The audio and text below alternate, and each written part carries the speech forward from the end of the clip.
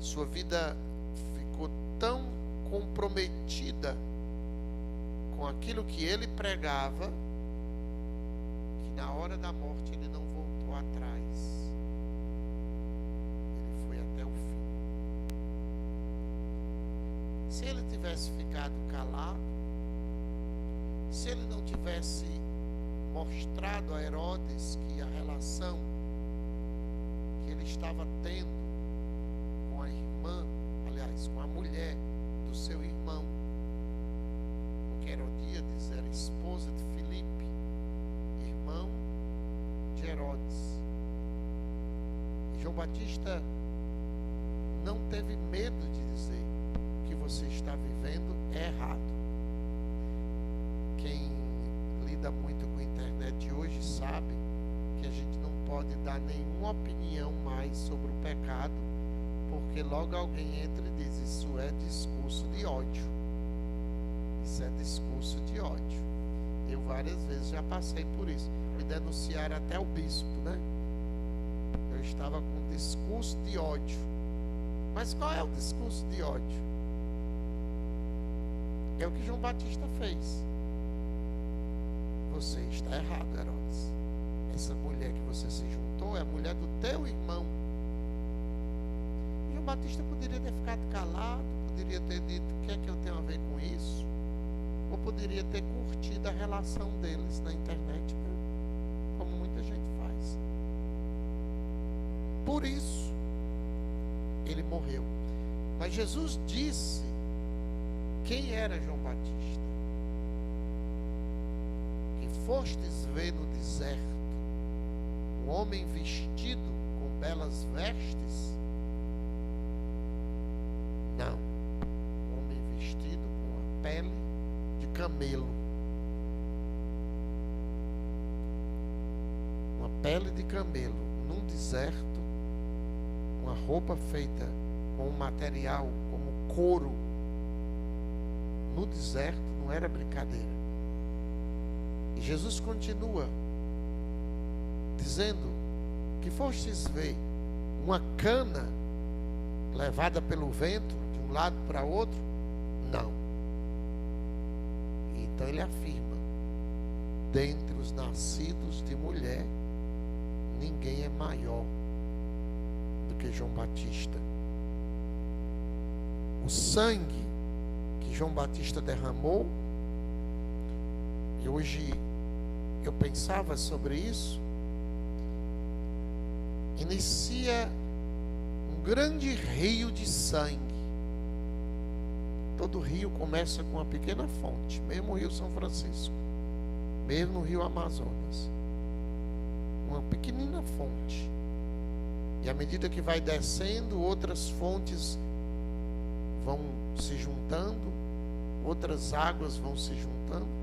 Então, desse sangue de João Batista, começa um rio de sangue na história da humanidade. De mártires, homens e mulheres, que deram a vida por Jesus. E se o Evangelho chegou até nós, é porque lá atrás, homens, missionários, sacerdotes, bispos, consagrados, deram a vida, derramaram sangue. E esse sangue dos mártires se une ao sangue redentor de Cristo, senão não teria nenhum sentido. Esse sangue se junta ao sangue de Cristo e torna-se para nós exemplo de firmeza, de amor a Deus. É um exemplo de valentia, é um exemplo de fecundidade. Tertuliano, diante das mortes que aconteciam diariamente em Roma, queimados vivos os cristãos, comidos pelos leões, decapitados, ele dizia: o sangue dos mártires é sementeira de novos cristãos. Quanto mais os imperadores romanos perseguiam, mais apareciam novos cristãos. E a gente sabe que o martírio é a maior expressão de uma virtude, que é a virtude da fortaleza. O martírio também é o testemunho supremo de uma verdade que se fala, que se confessa e que se está disposto até dar a própria vida para defendê-la. Não volta atrás. A verdade é essa. O Papa São Paulo VI, ele dizia: o exemplo do Marte traz-nos à memória que se deve à fé um testemunho pessoal, preciso, se chegar ao caso, custoso, intérprete, e recorda-nos, enfim, que o mártir de Cristo não é um herói estranho, mas é para nós, é para mim. É um herói. Existem pessoas que seguem os heróis, né, da Marvel. Tem filme que tem gente que passa um mês esperando. Vai para uma fila para assistir um filme de um herói. Nossos heróis são aqueles que a carta aos Hebreus coloca lá no capítulo 11. Os heróis da fé. Ontem vimos São Brás, herói. São Sebastião, Santa Inês, heróis da fé. Eles mostram que nós devemos estar dispostos a dar a vida. Se de repente chegasse aqui a polícia e dissesse: quem quiser continuar cristão vai morrer, quem não quiser continuar cristão vá-se embora, quantos de nós ficaremos aqui? Na boa.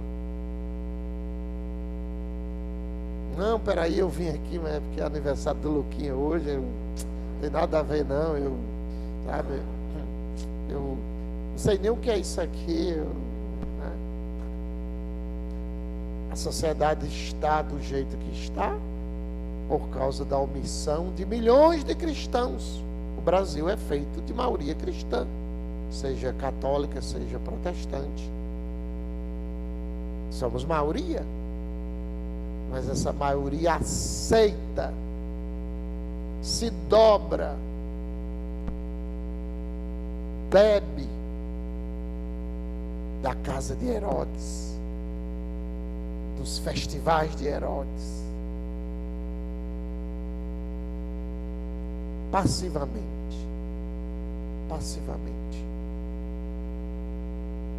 Os mártires não são apenas um exemplo incomparável que nos vem do passado, mas o martírio hoje, a última,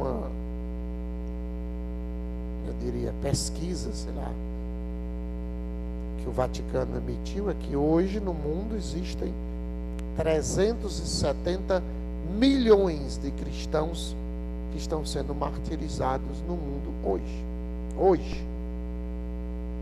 Você pegar o YouTube e botar lá cristãos sendo mortos na África, aí você vai ver os cristãos jogados numa vala, jogando gasolina em cima e tocando fogo neles vivos. Hoje, na China comunista, hoje, na Coreia do Norte comunista, hoje, nos países de maioria islâmica,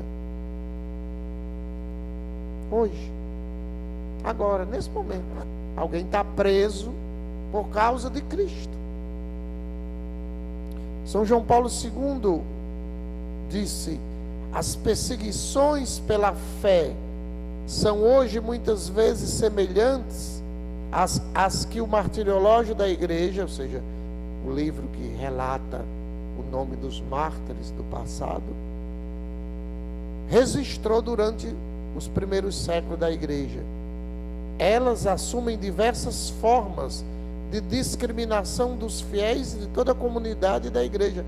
Uma enfermeira, acho que um mês atrás, foi expulsa de um hospital na Inglaterra porque estava usando um crucifixo no pescoço. Um crucifixozinho desses. Ela foi botada para fora porque não podia exibir o seu crucifixo no hospital. Trata-se, diz o Papa São João Paulo II, de fiéis obrigados a reunirem-se clandestinamente, porque a sua comunidade religiosa é considerada ilegal.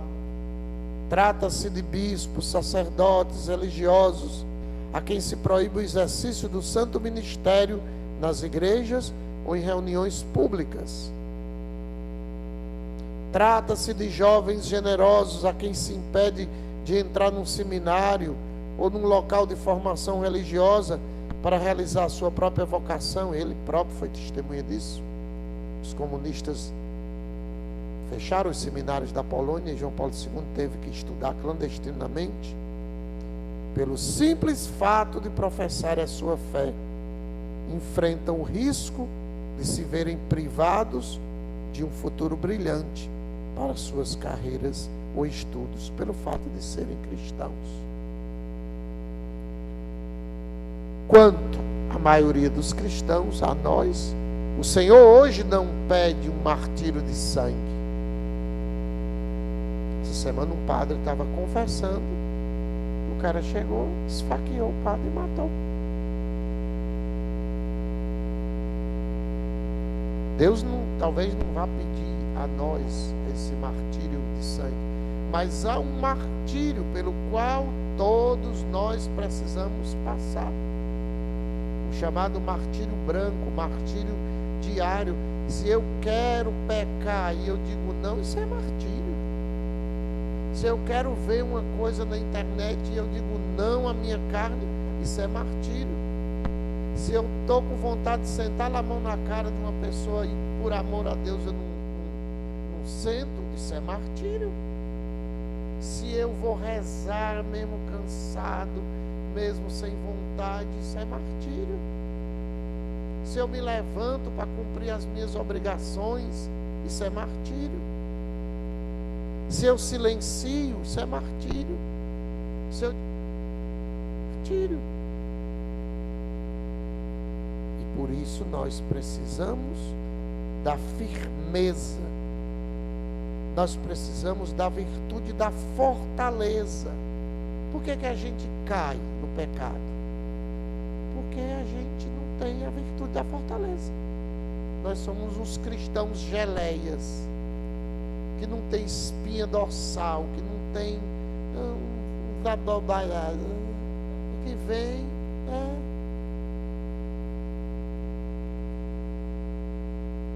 Padre, eu pequei de novo. E a semana passada, o mesmo pecado. E um mês atrás, o mesmo pecado. Falta fortaleza. São Tomás de Aquino diz que a virtude da fortaleza tem duas vertentes. Por um lado, leva-nos a acometer o bem sem nos determos perante as dificuldades. Ou seja, a fortaleza nos leva a fazer o bem sem parar diante das dificuldades. É para fazer, eu faço. Eu cumpro. Eu rezo. Eu vou em cima. Eu não desisto. Essa é uma das vertentes. Por outro, diz São Tomás, a fortaleza nos leva a resistir ao mal e às dificuldades, de modo a não cairmos na tristeza. No primeiro caso, fazer o bem mesmo que encontra resistência, encontra o seu campo próprio de atuação as virtudes da coragem, ao lado da fortaleza, e a audácia. Coragem e audácia. No segundo, a paciência e a perseverança. Vocês veem que as virtudes, elas trabalham juntas. Virtudes cardeais, virtudes morais ou cardeais, virtudes teologais, virtudes da religião. Elas trabalham juntas. É um corpo que se defende. Mas eu não sei nem o que é uma virtude. Se eu fazer uma prova aqui, é zero. Porque não estudamos, porque não vamos atrás, porque não nos interessa. Estas virtudes que temos a ocasião de praticar todos os dias, dias mais, dias menos, nós somos chamados a vivê-las constantemente. Se eu sei que a virtude da fortaleza vai me dar força contra o pecado, na hora da tentação eu vou atrás da virtude da fortaleza. Eu vou pedir, eu já vou acordar, amanhecer pedindo. Senhor, hoje me dê a fortaleza. Senhor, hoje me dê a temperança. Senhor, hoje me dê a pureza. Senhor, hoje me dê a coragem. Senhor, hoje eu vou combater a preguiça, a ira, a gula, a inveja, os pecados capitais. Para isso, João Batista, como vimos, é um exemplo para nós. Seguir a Cristo, que é a nossa meta, requer também a fortaleza. Por isso Moisés escreveu: não é fácil, mas eu quero e eu vou. Para isso vou precisar de 3 grandes graças: coragem, renúncia e disposição. É um caminho de e para a felicidade, mas é como o caminho, diz ele, de Cristo, feito de cruz. E aí ele diz: exatamente por isso que é difícil, mas eu desejo, eu quero, eu vou. E quem não desejar e não querer e não ir, já vai descendo para outro buraco, né, embaixo. Que esse não precisa querer, precisa desejar o inferno, não. Ele já está lá. O caminho é largo e espaçoso, a porta, quando você dá a fé, já está lá dentro, nem, né? Dizendo isso porque Jesus um dia chamou Santa Teresa e disse: venha cá, minha filha, vamos dar um passeio no inferno. E Santa Teresa foi com Jesus de modo místico. Disse: ó, aquele lugar ali, tá vendo? Estou, é o teu. Você vai passar a eternidade aí, ó, nesse lugar ali no inferno. E Santa Teresa, ó, quando viu, decidiu então amar ao Senhor. Louvado seja nosso Senhor Jesus Cristo. Você pode agora fazer as suas ofertas em favor desta casa, da evangelização. E também você de casa, ajude a rádio, tá? Faça sua oferta online, o chave Pix está aí, ou outras formas, mas nos ajude. Hoje estamos com a rádio de Pacajus com apenas 1 quilo, porque a chuva derrubou a antena. Então você de casa, faça sua oferta online e nos ajude.